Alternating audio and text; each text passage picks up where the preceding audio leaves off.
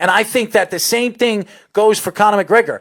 Conor McGregor, in his last couple of fights, and I'm not even talking about the Khabib fight. I'm not even talking about his last fight that he beat Cerrone in 40 seconds. I'm talking about the fights before that. If you get Conor McGregor in the 4th or 5th round, he is done. He's done. And he never wins those rounds, including the fight that he had against Nate Diaz. He did not win the last 2 rounds. You said Diaz. Other than the fights with Diaz, how many fights has he actually had where he's gone into those 4 and 5 rounds? Not many. Not many, but if you can drag him through to 3rd round, he's not going to win the fight. And we've seen it. And I understand. I want to get back. We can get into Conor McGregor, and we'll talk about his upcoming fight if it ever happens. And I think it will happen because it's Conor McGregor, and it will sell on TV. So Dana White will push it no matter what. Conor is completely different. It's a business. It's about making money. Yeah, making money. I'll tell you, that money. If you put me in the same room with Dana White for 5 seconds, I'll tell you what I'll do to him, okay? It'll be a wrestling match. I take a chair, beat him on the head with it, and tie him up. So violent. Yeah, well, I don't like him. I don't like him either. You're a man of words. Yes, I'm a man of other things too, my friends. Trust me, a.k.a. Speedy Petey, all right? But my argument here with this upcoming fight is there's no promotion to the fight. There's no draw to this fight. And it annoys the hell out of me when I think of both fighters, Khabib and Ferguson, 2 of the best fighters in the UFC right now. To me, I would say Khabib is number 1, or John Jones is number 1, Khabib is number 2. Ferguson's 4 or 5 right now as far as best fighters in the world. And I'm not going to put Conor there, even though Conor right now is ranked 3rd in the UFC ranking, only because of his name. Wait, you put Ferguson 5? Oh, absolutely. Who you put 3 and 4? You said Jones 1. Jones 1, Khabib 2, Usman 3. Oh, God. Usman 3, yeah. Ugh. Yeah, I like Usman. Ugh. He's fought. His last 2 fights have been dominant. Absolutely dominant. Who would you put at 3 and 4 and 5? 3, I put Demetrius. But he's Even not. if he is, I'm talking about the UFC. I'm not talking about. I thought you meant in the world. No. I'm talking about the UFC, the way they rank their fighters. I would put John Jones, Khabib, and I put Ferguson either 4 or 5. That's where I would put him. Conor, I would put 6 or 7. We only talking about men? Yeah, you could put women. Yeah. I would put Valentina at 3. Really? Yes. That's surprising. I put Valentina. I don't at even 3. think she's the best woman fighter right now in the UFC. Who do you think? Don't. What? Don't say it. Say what? Don't say it. Say it what? Don't say what I think you're about to say. What am I going to say?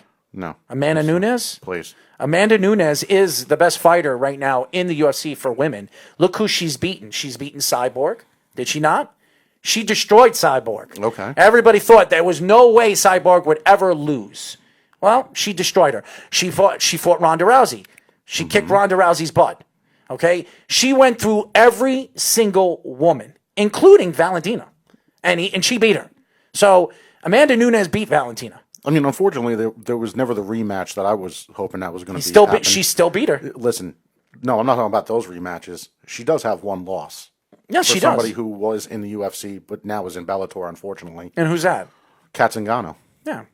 Well, you're not going to, as a fighter, and you know this more than anybody does, you're not going to win every fight. And you're not John Jones. And John Jones didn't win every fight because he got disqualified. He shouldn't have been disqualified, but he got disqualified. That was a ridiculous call, the whole 12-6. And I believe people are even saying that may actually get rescinded, that loss, which it should. I think he lost the first fight against Gustafsson. So that's what I think. I think John Jones lost that fight.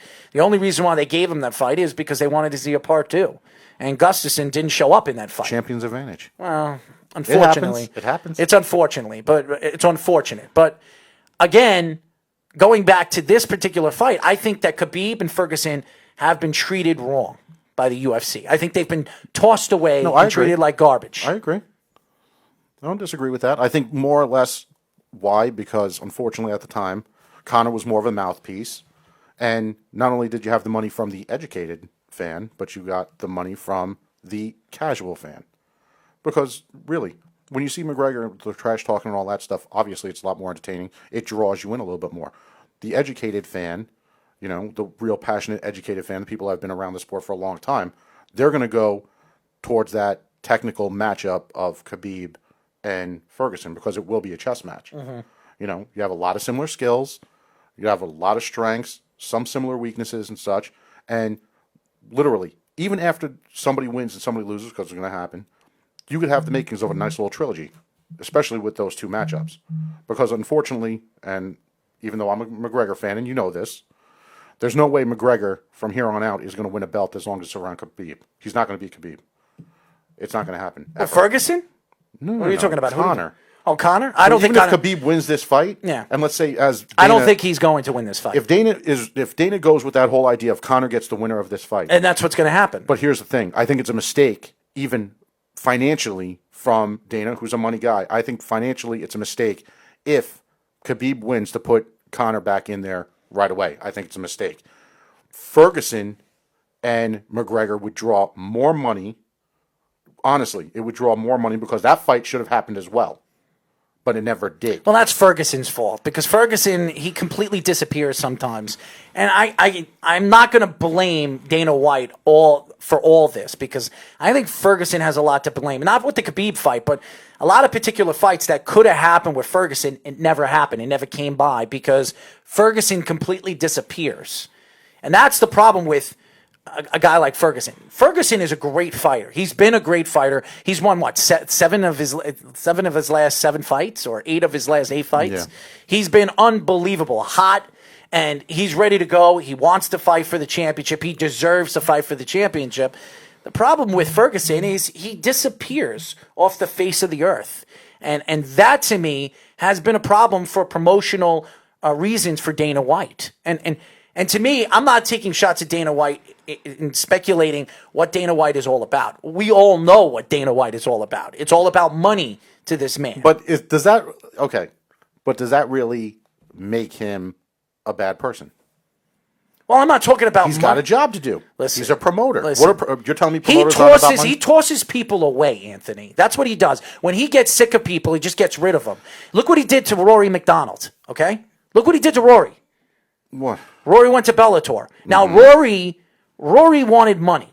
Rory he was out of the GSP camp. Everybody knows that. He's part of the GSP camp. And there were stories coming out of the GSP camp when his contract was up. Rory was one of the best fighters in the UFC at the time. He really was at that weight class. I think it was in the 170 weight class. Yeah, he had the battle with Robbie. Yes. He was in the 170 weight class. He was one of the best fighters in the 170 weight class, which was the best weight class at the time in the UFC.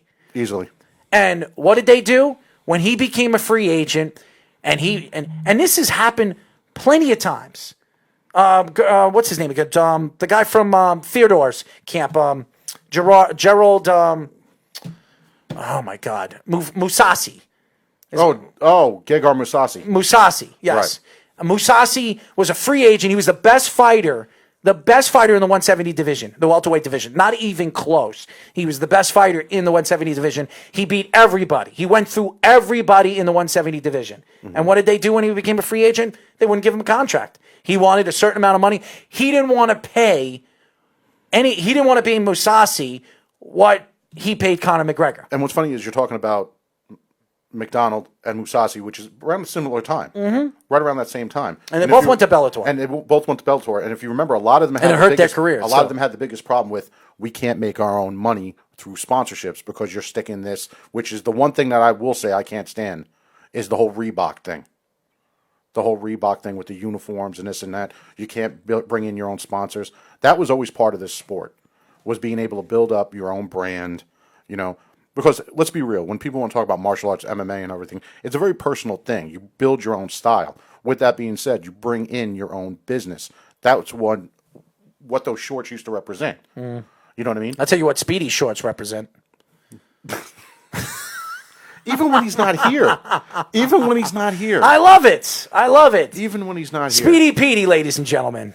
You know? The Vibrating King. Dude. That was if nobody saw that show last night. Oh man. The first, what was that, 15 minutes? That was about 15, 20 minutes. 15, 20 minutes? Yes. Me and my wife were sitting there laughing our asses off. You could say asses. You know, no, I know, but I gave up. Obviously, he doesn't know what Lent. to do with the vibrator. So no, but see, I gave up cursing for Lent, so I got to. Oh, I'm sorry. I'm sorry. Okay. Well, ass is not a bad word. Well, yes, my daughters. It's the It's close enough. You know?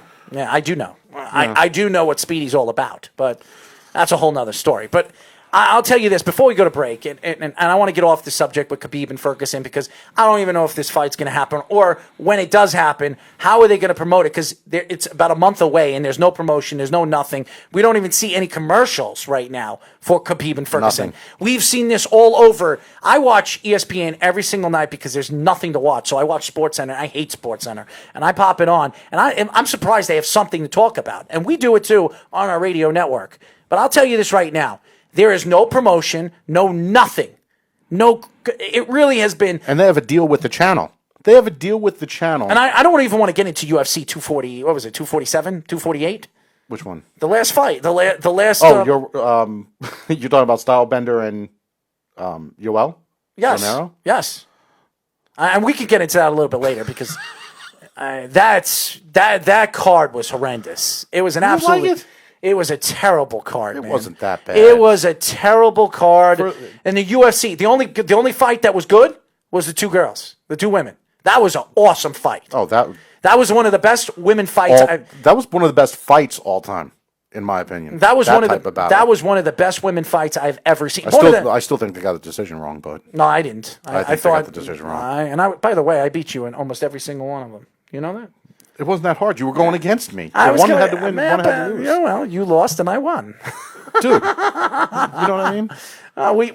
We gotta keep score. So every time we go through a pay-per-view, we have to go through pay-per-views and see who. At the end of the year, who leads. I don't think that was jet lag. There's a lot of things. Is that what you call it? Jet lag. Jet lag. Old age. Old age. Okay. Romero. What was he? 52. Romero is in his 30s, late 30s. I think he's 36, 42 37. years old. Is he really? He's 42 years old. No, he doesn't look it. So you don't have to be Listen, it doesn't. Age is just a number, baby. No, especially when you just stand there. Age is just a number. AKA Speedy Petey. Look at him, 24 years old.